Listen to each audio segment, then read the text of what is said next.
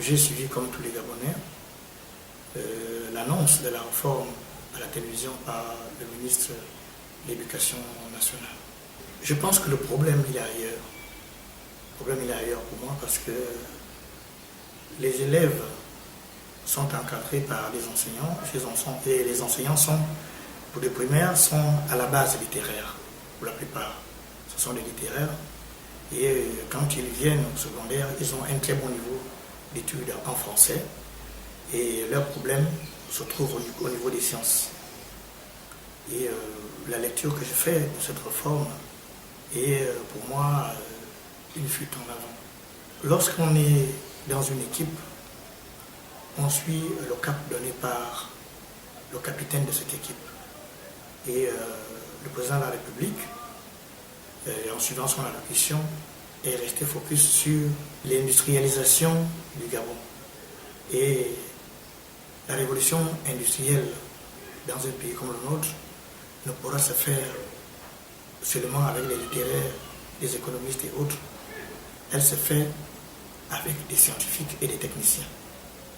Et lorsque nous regardons aujourd'hui avec l'harmonisation des coefficients, les élèves font moins d'efforts dans les matières scientifiques, alors que nous avons besoin des scientifiques aujourd'hui et des techniciens. Et dans le contexte actuel, en harmonisant les coefficients, les enseignants des sciences pourraient demander également qu'on harmonise les planches horaires, de telle sorte que à tout coefficient correspond une tranche horaire de travail, ce qui risque d'impacter énormément sur les résultats escomptés.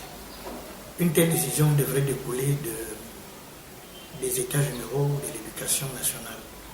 Donc on devrait normalement associer les enseignants, les conseillers pédagogiques.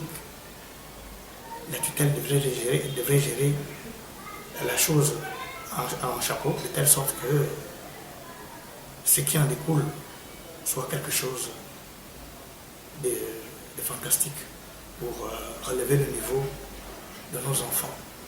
En tant qu'acteur de la société civile, je ne peux que m'ériger en observateur et en arbitre, parce que je ne dispose d'aucune force pour pouvoir influencer le côté éducatif au sein des établissements.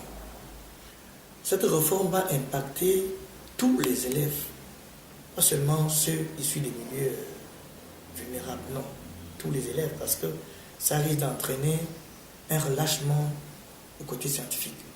Voyez-vous, si un élève se retrouve avec un 18 en arts plastiques et un 2 en mathématiques, pour lui ça l'arrange parce qu'il passe en classe supérieure. C'est ça la conséquence. Et quand on va arriver là où il faudra remettre des coefficients, notamment en seconde scientifique comme en seconde littéraire, on va se retrouver avec des élèves qui ont accumulé d'énormes lacunes. Déjà au 6e arrondissement, nous avons un problème d'établissement, un manque criard des établissements. On va dans différents quartiers comme Zéberegou, Dumdum, Ibakater, Zayon, Dragage à gauche, PK11, PK10, au PK9 aux étangs, où il n'y a pas d'établissement.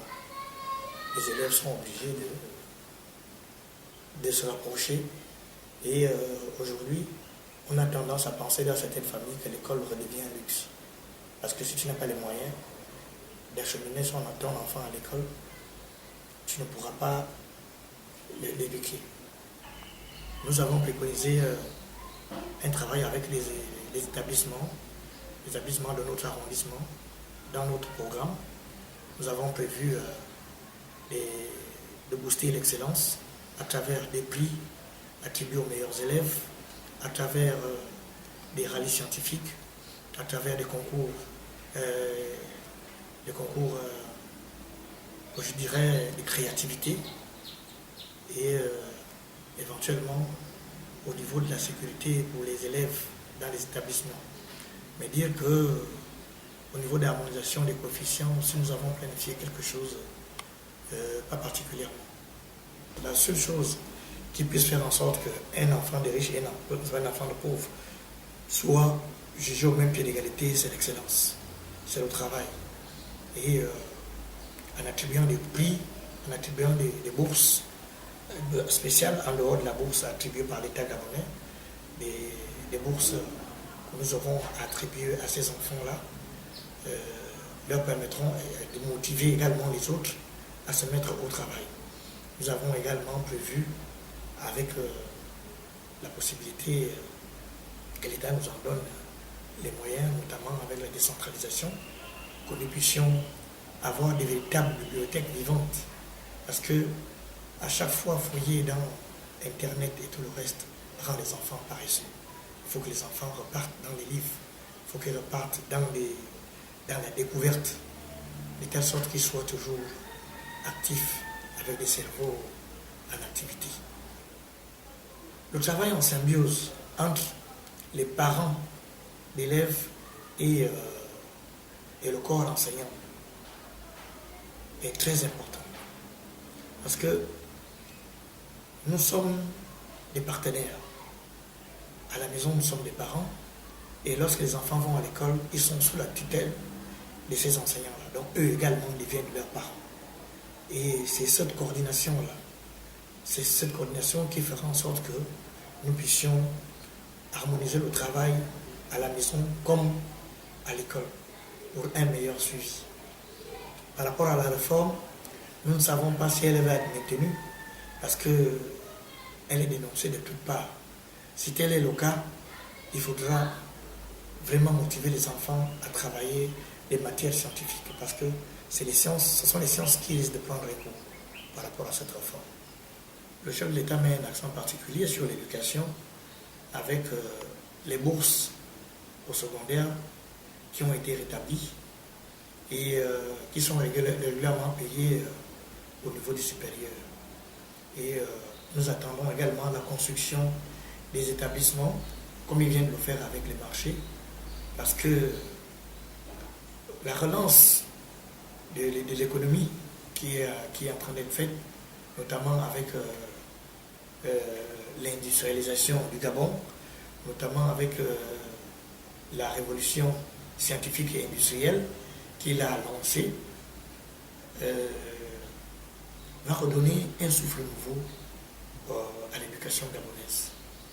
Et nous attendons les établissements, nous attendons les écoles supérieures et les universités qu'il a lancées parce que nous voyons comment les travaux se poursuivent et nous avons espoir de ne plus envoyer nos enfants apprendre dans les pays de la sous-région et qu'on puisse avoir ces mêmes cycles, ces mêmes séries dans notre pays, de telle sorte que nous puissions avoir un enseignement de grande qualité. Et qui dit enseignement de grande qualité dit des hommes de grande qualité, dit une société nouvelle. En tant que parent et acteur de la société civile, je pense que l'association des parents d'élèves devrait être facultative. Chacun devrait adhérer à l'association des parents d'élèves. Or, aujourd'hui, c'est pratiquement obligatoire de payer les cotisations de l'association des parents d'élèves. Et quand on regarde, nous ne voyons pas trop à quoi ça sert, cette association des parents d'élèves. Et s'il y a quelque chose à dire par rapport à ça, quelque chose d'autre, je dirais que si tel est le cas, que les établissements insistent et tiennent à ce qui est des associations des parents d'élèves, ce serait une bonne chose également. Pourquoi? Parce que les enfants appartiennent aux parents et aux enseignants. Nous sommes des partenaires dans l'éducation de nos enfants. Donnant l'éducation de base à la maison et les enseignants donnant l'éducation intellectuelle à l'école. Et l'éducation de base continue également là-bas parce que c'est un relais que nous avons et de la même manière, les exercices qu'on donne à l'école, nous avons le devoir de les suivre à la maison. Donc, si dans chaque établissement, l'association des parents d'élèves pouvait être réelle, pouvait être impliquée dans l'éducation des enfants, dans la gestion des établissements. Ça serait vraiment salutaire. J'inviterais plutôt les parents à se manifester auprès des établissements, de telle sorte que nous ayons des véritables associations des parents d'élèves et qu'on puisse avoir l'impact réel. Parce que de telles décisions comme l'uniformisation des coefficients des parents d'élèves devraient être, l'association des parents d'élèves devrait être associée par rapport à cette réforme, notamment lors des discussions, si jamais on avait eu les états généraux de l'éducation nationale, ça aurait permis de pouvoir trouver le juste milieu pour cette réforme. Mon mot de la fin est rassembleur. Je suis de ceux qui estiment qu'ensemble, nous pouvons faire des grandes choses. Comme je le dis souvent, seul on va vite, mais ensemble on va plus loin. Les décisions, je pense, je n'impose rien du tout parce que je n'en ai pas les moyens, les décisions d'une telle envergure concernant l'harmonisation des coefficients ne devraient pas se faire comme un dictat, mais plutôt comme une concertation. Ça permettrait que tout le monde se sente impliqué. Non seulement tout le monde se sente impliqué, mais chacun apporte sa pierre dans la construction de l'édifice qu'est l'éducation de nos enfants.